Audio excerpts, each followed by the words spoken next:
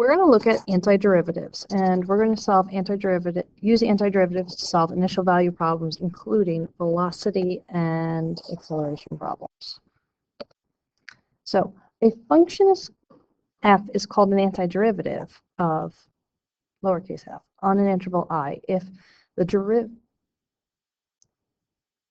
of f is equal to little f. So basically, we've spent a lot of time taking derivatives. Now what we're going to do is undo that. Find something that, if I did take the derivative of it, would give me this result. So here's a table of common antiderivatives. You can print it out for your notes if you'd like. But basically, these are a lot of the same things that are on your blue chart, just backwards, because that's what we're working with. We're going backwards today. So here I have a derivative. Now I want to know what function would have given me that originally. So what would I have to do to be able to take the derivative and have it come out as this? Well, I know it would have to be f of x. I also know my degree would have to be larger. So instead of having x squared there, it would be x cubed. When I do the power rule, that power comes down in front. What I'm going to do to do the antiderivative, I'm going to take the reciprocal of that 3 and multiply it by the 3 that was there. So this is the 3 that had been there, and then that's the 1/3 from doing the reciprocal. And then this one, something that I take the derivative comes out as +1, that would have to be x. Here's the trickier part. You need a plus c at the end. Plus c is because the derivative of any constant is always 0, so I can't see it from the original thing. So f of x is equal to x cubed plus x plus c.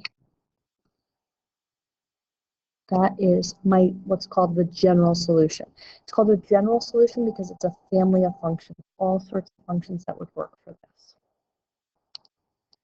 Now, a particular solution is when I have what's called an initial condition, like right there. So I'm going to do the same thing again. I want to know. This time I'm going to use capital F to represent the antiderivative because I don't have f prime of x. I'm going to add 1 to my power to make 5/2. I'm going to put the reciprocal of that 2/5 as my coefficient in front. Minus x, add the 1, make it x squared. Then I have 1/2 in front. Plus c. Now, because I have this initial condition that f of 1 is equal to 0, that tells me if I input 1 from my x, the output should come out as 0.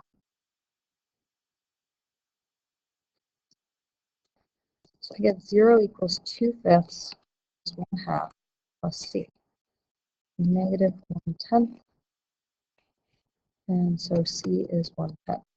I'm going to take that value, plug it back into my antiderivative.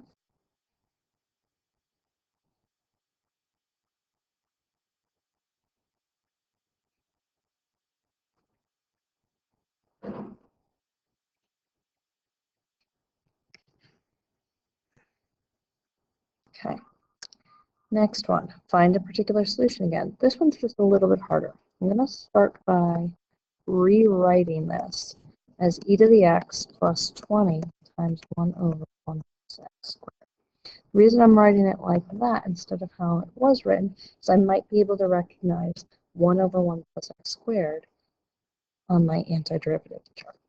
So f of x, antiderivative of e to the x is e to the x because it's its own derivative, plus 20. And then this piece, that 1 over 1 plus x squared, that is a lovely arctangent. So now I'm going to have, if I plug 0 in,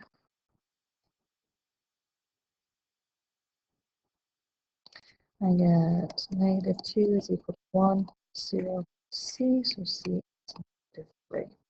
F of x is equal to e to the x plus 20 arctan of x minus 3. All right, so one more problem. The acceleration of a particle that moves along a straight line is given by a of t is equal to 16 plus 6, and I also have an initial velocity and an initial position. Determine the equation for the positional particle. So if A of t is equal to 66, I can find V of t by doing the same thing. I'm going to add 1 to the power, and to the reciprocal of that's 1/2 times 6 is 3, and add my t on 1 plus c. My initial condition here, V of 0 is equal to -6. It's going to look like -6 is equal to 0 plus 0 plus c. Really was just the c value. That's okay. Take a minute just to make sure we have it right. So now the next one I'm going to find is the position one. So I'm going to do the antiderivative again. Switch colors. I'm going to add 1 to the power. Reciprocal of 3 is 1/3 times 3 is 1. Add 1 to the power. Reciprocal of that's 1/2 times 6 is 3. Add 1 to the power. Introduce it. Reciprocal of 1 is 1 times 6 is 6. And then plus a constant. Notice here I'm not using the same constant, and that is because I don't want to use two c's in the same problem. So I just made it a b. So now I have plug in 0 plus 0 plus 0 to b. And so S of t is equal to t cubed plus 3t squared minus 6t plus 9. Okay, that's it.